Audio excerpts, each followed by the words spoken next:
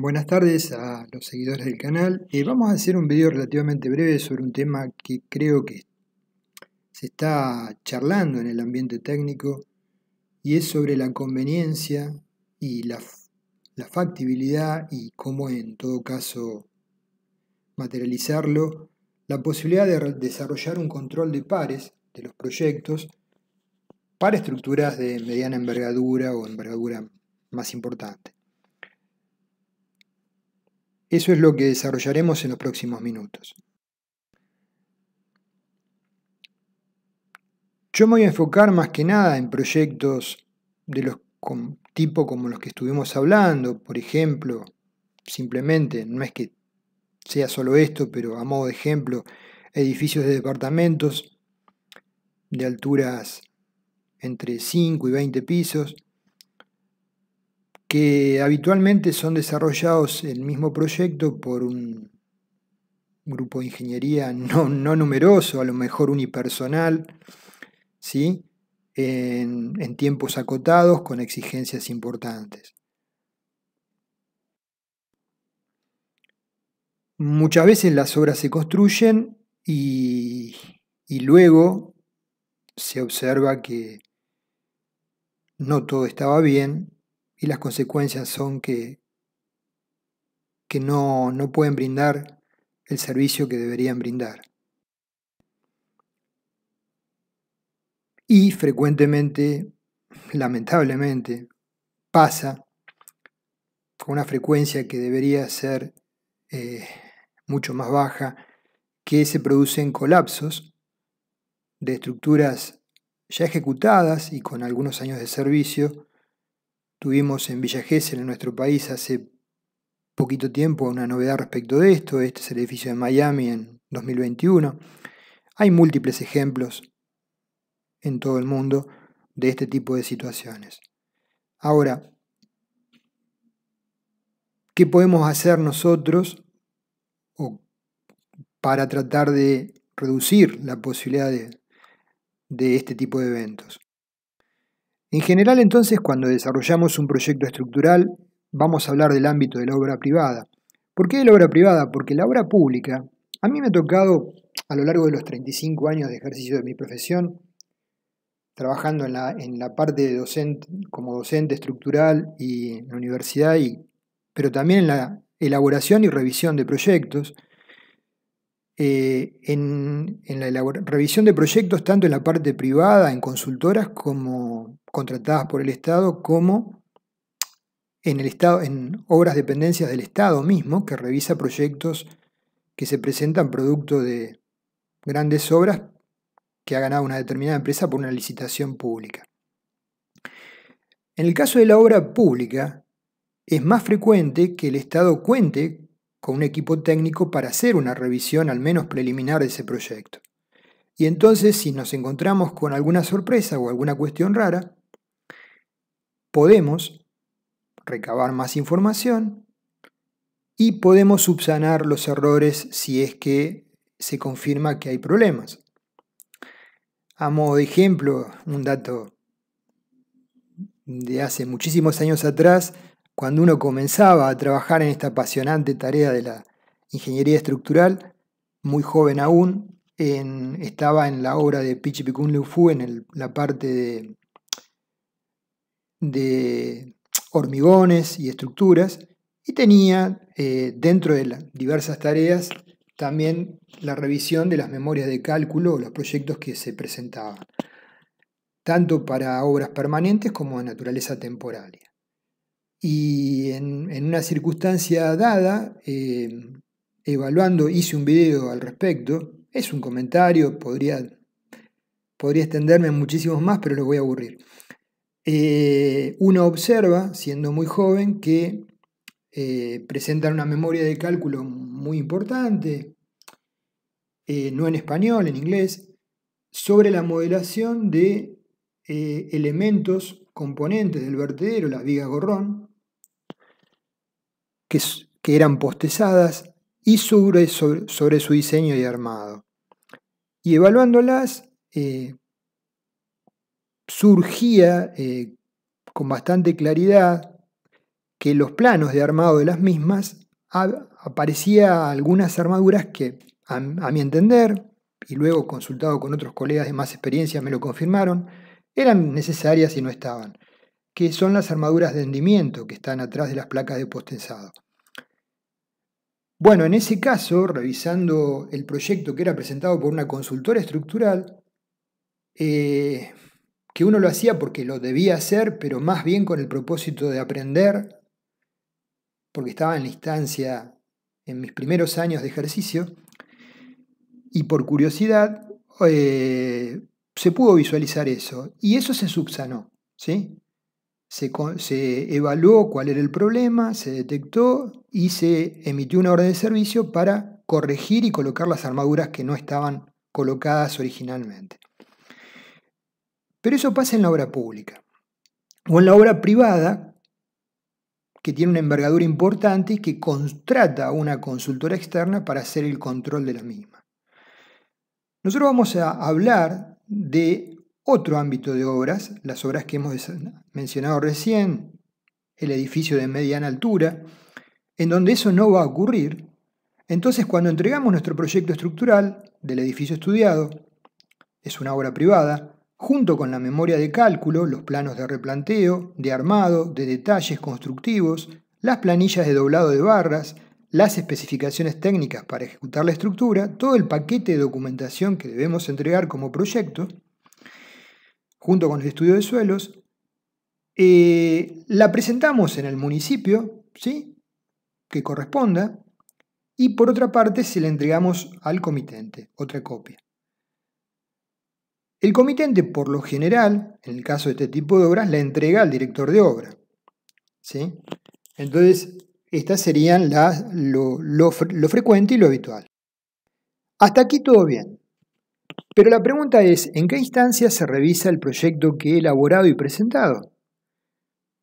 Repito, estoy hablando de un proyecto de un edificio de departamento, un rango entre 4 y 20 pisos, por fijar un parámetro, ¿sí?, de comparación. Se supone que si es de 40 pisos, no, ya va a pasar otras cosas, porque va a haber una consultora de ingeniería importante que va a desarrollar el proyecto con equipos independientes de ingenieros que van cotejando el desarrollo del mismo, y aparte va a haber una consultora que va a revisar el proyecto, ¿sí? Entonces estamos hablando de otro rango de estructuras que son las más numerosas, ¿sí? Los más numerosos son el rango de edificios de departamentos dentro de este nivel de pisos. Entonces, por lo general, el director de obra no suele ser un especialista en estructuras, tiene otras prioridades y por lo tanto esa documentación no la evalúa. La evalúa desde el punto de vista de cómo tiene que llevar adelante la obra, qué elementos necesita y demás, y qué tiempos le requiere. Los municipios y comunas carecen de la posibilidad de evaluar el proyecto por no contar con planteles de ingenieros estructurales para revisar los mismos, y por tanto lo que controlan es que un profesional matriculado firme los planos. Con eso se da por sentado que se ha cumplimentado el requisito requerido por el municipio. Entonces la pregunta la vuelvo a hacer: ¿quién revisa mi proyecto estructural? Y la respuesta es sencilla: nadie lo evalúa. Entonces, si acaso se pudo haber generado un problema en el proyecto, y no quiero cansarlos con esto, pero les vuelvo a repetir, a lo largo de 35 años he revisado cientos de memorias y he observado, junto con colegas míos que trabajábamos en equipo, muchas veces problemas. Ahora, cuando se puede revisar una memoria y se puede observar un problema, se interactúa con el profesional que desarrolló el proyecto, se trabaja junto a él y se subsana ese problema. Entonces se evita que eso trascienda, ¿sí? Entonces, salvo que el director de obra sea muy ducho en el área estructural y detecte alguna falencia del proyecto, que muchas veces no es tan simple de detectar, la obra se va a construir con dichas falencias estructurales, que pueden llegar a ser eventualmente de graves consecuencias. A lo mejor no inmediatas, pero a mediano plazo. Vemos derrumbes de edificios, colapsos en la etapa constructiva, colapsos de edificios con más de una década de construidos, colapsos de elementos tipo balcón, y ello ocurre lamentablemente con demasiada frecuencia. Estos colapsos no se corresponden con la probabilidad de falla estructural que asumen como aceptable los actuales reglamentos. Naturalmente, si hubiéramos desarrollado el proyecto y la ejecución de la obra en el marco del reglamento, no ocurrirían. La sociedad paga muy caro esto, con accidentes que generan pérdida de vidas y la pérdida muchas veces total del valor inmueble. Esa es la situación en la cual hoy nos encontramos. Nos guste o no nos guste, esa es la realidad, para quien la quiera ver y para quien no la quiera ver. La pregunta es, ¿qué podamos hacer si es posible mejorar esta situación y reducir la probabilidad de fallas estructurales o patologías graves no generadas por defectos en las normas o reglamentos, sino por el procedimiento? Creo que es muy personal, todo lo que le estoy planteando es solo una opinión personal, por lo tanto tiene el valor de la misma, ¿sí? Un valor muy relativo, pero interpreto que sí podemos hacer algo al respecto. Y volvemos al llamado control de pares del proyecto estructural. Se presume que ese control tendría que realizarlo un profesional con suficiente experiencia en el diseño estructural, cuando menos similar a quien desarrolla el proyecto. En ese control interpreto que no deberían verificarse artículo por artículo el cumplimiento de un determinado código o reglamento, sino ser criterioso, ¿sí? Y evaluar por caminos alternativos el proyecto y los aspectos más relevantes del mismo. Y si hay dudas en criterios de diseño, en los modelos, en la validez de los mismos, o en los resultados obtenidos o en el armado final de la estructura, entonces sí interactuar con el proyectista para aclarar esas dudas y, si es necesario, eventualmente corregir lo necesario para tener un proyecto seguro.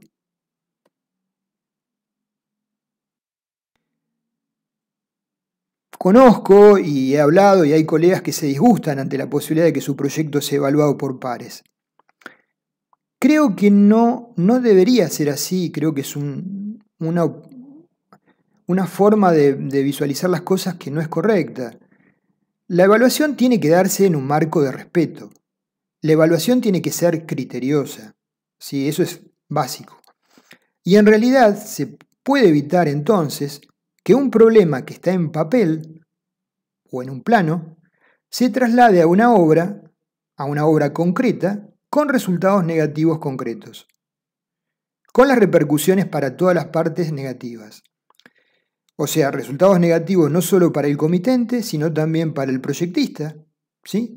Que se pudo haber molestado porque le hayan revisado el proyecto, pero de haber ocurrido ello, probablemente esa deficiencia o esa patología se hubiera evitado. Entonces, se generó la patología, se generó la falla estructural y las consecuencias son graves para la sociedad y para el proyectista. Y para la empresa constructora también, para todos.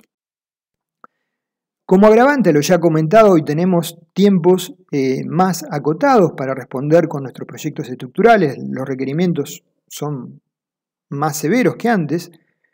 Tenemos que desarrollar, y los software nos permiten, modelos espaciales, que en principio parecen ser muy simples de levantar, pero el tema es si ese modelo, como lo he hablado infinitas veces, responde a que es un modelo matemático, responde a la estructura real, ¿sí? Y si estamos cubriendo las etapas constructivas y las diferentes etapas intermedias antes de terminar la obra. Las exigencias cada vez son mayores, luces mayores, secciones más esbeltas, irregularidades estructurales, grandes apeos de cargas concentradas sobre otros elementos tipo viga. Todo ello en el marco de que, bajo la hipótesis de un trabajo correcto, los actuales reglamentos, basados en el avance del conocimiento, plantean coeficientes de seguridad más acotados, aun cuando la probabilidad de falla sea muy baja si todo está ok. Es decir, no es que los actuales reglamentos tengan un grado de seguridad menor que los viejos, por el contrario. Se supone que si hacemos todo correctamente, tenemos una estructura con un margen de probabilidad de falla muy reducido, ¿sí? Pero el tema está en que justamente las posibilidades de que durante todo este proceso complejo de elaboración del proyecto se deslice algún error no detectado y ese error termine trasladándose en la obra. Entonces, para cerrar el video, les dejo abierto en comentarios la posibilidad de que cada uno se interese, que le interese este tema en particular, si lo desea, deje su opinión respecto de si lo ve como algo positivo o no el control de pares. Es un tema que, interpreto, se debería tratar en los colegios de ingeniería civil y organismos del Estado. Se debería debatir de qué manera podría implementarse para estructuras de compromiso medio. Naturalmente, no considero las viviendas particulares unifamiliares, hablamos de estructuras con mayor compromiso, donde el costo asociado del control de pares no incide en forma relevante en la inversión, si no sería inviable esto.